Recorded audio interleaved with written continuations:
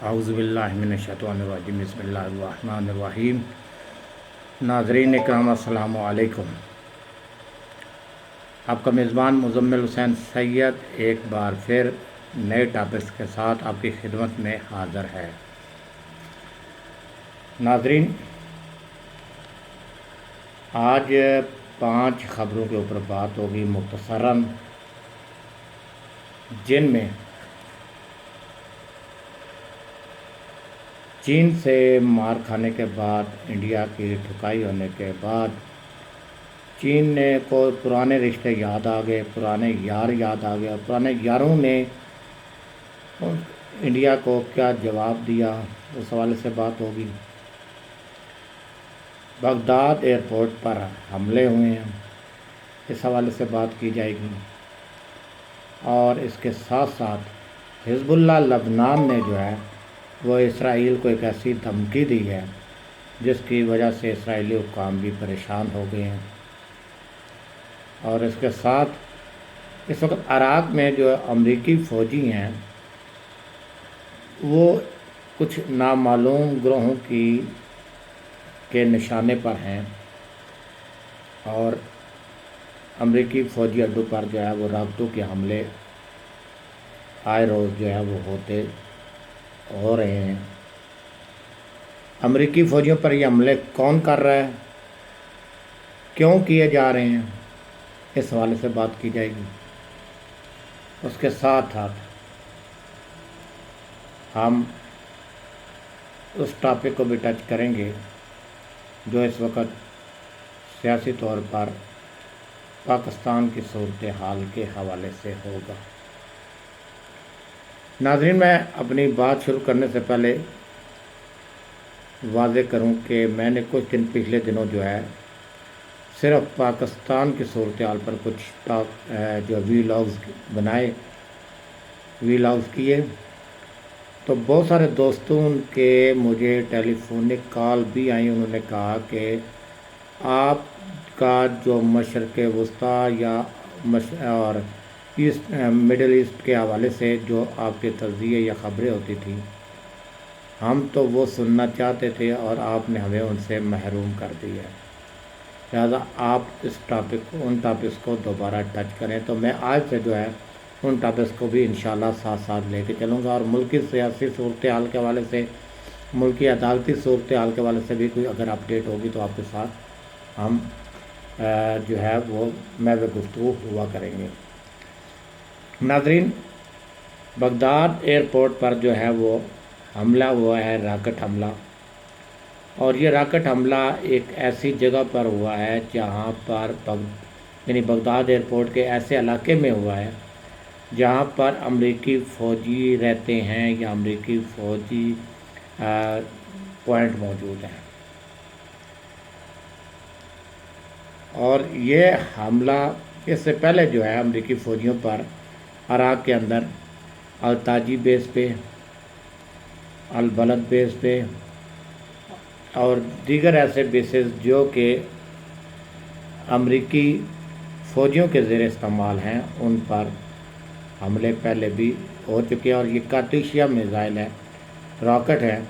جن کے ذریعے سے یہ حملے کیے جا رہے ہیں۔ حملہ کرنے والے کون ہیں؟ حملہ کرنے والے وہ لوگ ہیں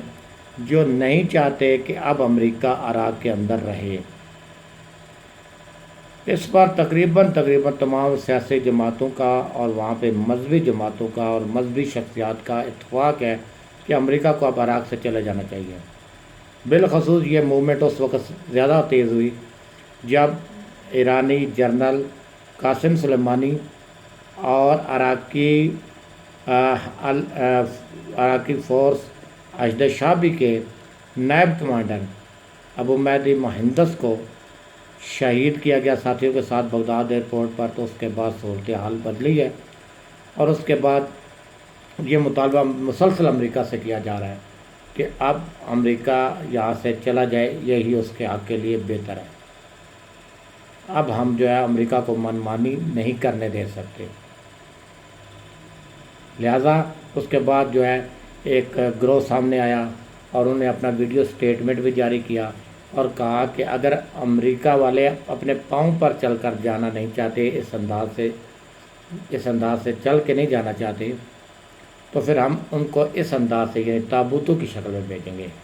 یہ والا آج کل عراق میں بڑا مقبول ہوا ہے یہ نشان جو ہے، جس میں یہ کہا ہے کہ امریکی اگر اپنے پاؤں پہ چل کر نہ گئے تو پھر ہم بھیجیں گے، تو ہم جب بھیجیں گے تو اس انداز سے بھیجیں گے، تابوتوں کی شکل میں۔ لہٰذا اس کے بعد جو ہے مسلسل کئی بار مختلف بیسز پر حملے ہوئے، جس کے بعد امریکہ نے جو ہے وہ بہت سارے بیسز خالی کر کے اپنی افواج کو مختلف بیسز کے اوپر 2 یا 3 بیسز کے اوپر اپنی فوج کو مجتمع کیا ہے۔ اس خوف کے پیش نظر کے راکٹ حملے ہو رہے ہیں اور اس کے نتیجے میں جانی نقصان سے اور مالی نقصان سے بچا جا سکے۔ اب جو ہے بغداد کے قریب جو ایک بہت وسیع العریض بیس بنا رکھا ہے امریکہ نے، تو زیادہ تر امریکی فوجیوں کو اور اپنے ساز و سامان کو وہاں منتقل کر دیا گیا۔ اب وہاں پر بھی حملے ہو رہے ہیں، تو عراقی نہیں چاہتے۔ عراقیوں نے اس حوالے سے باقاعدہ طور پر اپنی پارلیمنٹ کے ذریعے قرارداد پاس کی، اور جس میں یہ امریکہ سے مطالبہ کیا گیا کہ وہ یہاں سے نکل جائیں، اور انہوں نے کہا کہ اگر وہ اس طرح نہیں جائے گا تو پھر ہم دوسرے طریقے سے بھیجیں گے، ہم زبردستی بھیجیں گے۔ امریکہ جو ہے اس وقت دوبارہ ڈائلاگ کی کوشش کر رہا ہے نئے وزیر اعظم کے ساتھ کہ اسے وہاں پر رہنے کی جگہ مل جائے، اسے سیونگ مل جائے، لیکن وہاں کی دیگر سیاسی جماعتیں اور جو گروپ ہیں وہاں پر رضاکار فورسز کے اور دیگر، وہ سب اس کی مزاحمت کر رہے ہیں، اور انہوں نے کہا کہ اب امریکہ کے لیے عراق کے اندر فوجی انداز میں رہنا کہ کوئی گنجائش باقی نہیں رہی۔ اس کے بعد ہم آ جاتے ہیں جی مشرق وسطیٰ کی دوسری خبر کے حوالے سے، کہ گزشتہ دنوں حزب اللہ لبنان نے ایک ویڈیو جاری کی ہے۔ ویڈیو میں اسرائیل کے تمام حساس مقامات اور فوجی پوائنٹس جو ہیں ان کی نشاندہی کی گئی ہے، اور میسج دیا گیا ہے اسرائیل کو کہ اگر اب تم نے کوئی غلطی کی تو یہ تمہاری اہم تنصیبات جو بڑی حساس تھی اور بڑی خفیہ تھی، یہ ہمارے نشانے پر ہوں گی، اور ان کی تمام معلومات ہمارے پاس موجود ہیں۔ وہ جو نقشے جاری کیے گئے اہم تنصیبات کے اور اہم مقامات کے، تو اس وجہ سے اب اسرائیلی حکام کافی پریشان ہیں کہ اسرائیل کے حزب اللہ جو ہے وہ اسرائیل کے اندر بھی اس قدر سرایت کر چکی ہے کہ وہ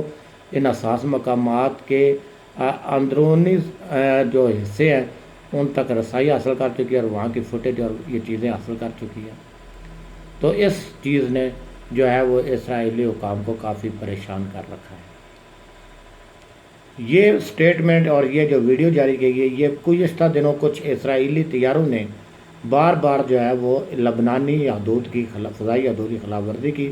جس کے بعد حزب اللہ کی جانب سے یہ پیغام دیا، اور حزب اللہ کا اس حوالے سے 2 ٹوک بیان ہے کہ لبنان کی سالمیت اور خود مختاری پر کوئی حرف نہیں آنے دیں گے، اور نہ ہی اسرائیل کو من مانی کرنے دیں گے۔ جس طرح اسرائیل کو لبنان کی سرزمین پر پہلے ذلیل کر کے نکالا تھا، اسی طریقے سے اب اسرائیل کے اندر جو نام نہاد اسرائیل ہے یعنی مقبوضہ فلسطین، وہاں سے بھی ذلیل کر کے ان کو بھگائیں گے۔ لہذا یہ جو ویڈیو جاری ہے، اس ویڈیو نے کافی زیادہ جو ہے وہ پریشان کیا ہے اسرائیلیوں کو۔ تیسری خبر ہے جی چین اور انڈیا کے درمیان جو معاملات چل رہے تھے، جو مذاکرات چل رہے تھے، وہ مذاکرات پھر ناکام ہو گئے ہیں، اور ان مذاکرات کی ناکامی کے بعد بھارتی حکام نے یہ فیصلہ کیا تھا کہ اس حوالے سے سفارتی سطح پر کوشش کی جائے تاکہ اس چیز کو مذاکراتی عمل کو کامیاب بنا کے کس طریقے سے چائنا کو جو علاقے ہتھیار چکا ہے ان سے واپسی کے لیے راضی کیا جا سکے۔ چین نے 2 ٹوک موقف اختیار کر رکھا ہے، اور اس کا کہہ رہا ہے کہ جہاں تک ہم آ چکے ہیں اس سے آگے بھی ہمارا علاقہ ہے، اس علاقے کو تم نے کیسے دینا ہے، کس طریقے سے دینا ہے، اس حوالے سے بات چیت ہو سکتی ہے۔ صرف تو پریشان ہے مودی صاحب جو ہے وہ سرنڈر کیے ہوئے ہیں، ان کا نام جو ہے وہ سرنڈر مودی پڑ چکا ہے۔ بھارت میں بڑا جو اس وقت مشہور و معروف جملہ بولا جا رہا ہے وزیر اعظم بھارت کے لیے، وہ سرنڈر مودی ہے۔ سرنڈر مودی جو ہے جو ہے ٹویٹر پر ہیش ٹیگ بھی چلا، اور یہ ہیش ٹیگ جو ہے بھارت کے اندر ٹاپ ٹرینڈ کی صورت میں سامنے آیا۔ اب ایک خبر جو ہے وہ مودی صاحب نے جو ہے وہ پاکستانی سفارتی عملے کے خلاف ایک کارروائی کی ہے، اور کہا ہے کہ پاکستان کا 50% سفارتی عملہ جو ہے فوری طور پر یعنی ایک ہفتے کے اندر اندر بھارت کو چھوڑ دیں۔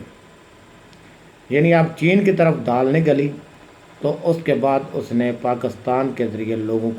کی توجہ پاکستان کی جانب مبذول کر کے ہمدردی حاصل کرنے کی کوشش کر رہے ہیں، لیکن اسے یہ نہیں پتہ یہ انیشیٹو اس کا نہیں ہے۔ جب 19 اگست 2019 کو کشمیر کی جو اسٹیٹس کو تبدیل کیا تھا بھارت نے، تو اس وقت پاکستان نے اپنے سفارتی عملے میں کمی کی تھی اور کمی کرنے کا اعلان کیا تھا احتجاج کے طور پر۔ بہرحال اب یہ مودی کی طرف سے جو اسٹیٹمنٹ سامنے آئی ہے یا ڈائریکشن سامنے آئی ہے، اس کا پر جواب جو ہے وہ پاکستانی حکمرانوں کو بھی ٹھوس اور سخت جواب دینا چاہیے۔ اگر اس نے پاکستانی عملے کو 50% کم کرنے کا اعلان کیا ہے، باہر نکل جانے کا کہا ہے، تو پاکستانی حکمرانوں کو چاہیے کہ وہ بھارت کے 75% سفارتی اہلکاروں کو کہے کہ پاکستان چھوڑ کے نکل جاؤ، کیونکہ ان کا یہاں موجود ہونا ہمارے لیے خطرے کی گھنٹی کے علاوہ کچھ نہیں ہے، کہ انہوں نے سازشیں کرنی ہے یا جاسوسیاں کرنی ہیں۔ اگر کم ہوں گے تو یہ کام بھی کم ہو جائے گا، جاسوسیاں کم ہو جائیں گی، جو ہے اس قسم کی ایکٹیویٹیز ہیں وہ کم ہو جائیں گی۔ اس کے ساتھ سفارتی سطح پر ایک جو کوشش کی گئی بھارت کی، اس خبر پر آ جاتی ہے کہ بھارت نے اپنے وزیر دفاع کو راجناتھ کو جو ہے وہ بھیجا تھا رشیا میں، اور اسے پرانے یارانے یاد آ گئے جب چین نے کی ٹھکائی، بھارت کی پھینٹی لگائی، تو اس نے کہا کہ اب روس ہے جو ہمیں شاید اس سے بچا سکتا ہے، اور چائنا کو شاید اس حوالے سے آمادہ کر سکے، لہذا رشیا کے حوالے سے بات کی جائے۔ لیکن جب سے بھارت نے جو امریکہ کے ساتھ پینگیں بڑھائی ہیں، اس وقت سے رشیا اور بھارت کے تعلقات وہ نہیں رہے جو پہلے دور میں تھے۔ پہلے روس کا سب سے زیادہ اسلحہ خریدار جو تھا وہ بھارت تھا، سب سے زیادہ معاہدے جو تھے دفاعی معاہدے بھارت اور رشیا کے درمیان تھے۔ لیکن اب جو ہے رشیا جو ہے وہ بھارت پر اعتماد کرنے کے لیے تیار نہیں ہے۔ کچھ ہماری صحافتی پنڈت دوستوں نے یہ دعویٰ کیا کہ وہ جدید اسلحہ لینے گئے تھے، اس کے حوالے سے ایگریمنٹ کرنے گئے تھے تاکہ چائنا کا مقابلہ کیا جا سکے، لیکن یہ ممکن نہیں ہے کہ ایسی صورتحال میں کہ جب چائنا اور انڈیا کی ٹسل بازی چل رہے تو وہ چائنا کے خلاف اسلحہ استعمال کرنے کے لیے بھارت کو دے دے، اور بھارت چاہے اس کی کوئی بھی قیمت ادا کرے، کیونکہ اس وقت عالمی سطح پر رشیا اور چائنا جو ہے وہ مل کر امریکہ کا مقابلہ کر رہے ہیں، اور بہت سارے یعنی 90% جو اقوام متحدہ میں موقف اختیار کی جاتی ہے وہ ان دونوں ممالک کے مشترکہ ہوتے ہیں، اور دونوں ملکوں نے یہ تیار کر رکھا ہے کہ ایشیا سے تو امریکہ کا بوریا بستر گول کرنا ہے، اور وہ بوریا بستر گول کرنے کے لیے آئے وقت کوئی نہ کوئی نئی پالیسی اور نیا کوئی نہ کوئی طریقہ کار اختیار کرتے نظر آ رہے ہیں۔ اور جہاں جہاں امریکہ عرب ممالک میں جو جنگ میں مصروف ہے، جنگ مسلط کیے ہوئے ہیں، اور وہاں پر زبردست گھمائے بیٹھے، عراق ہو گیا، شام ہو گیا، تو وہاں پر بھی جب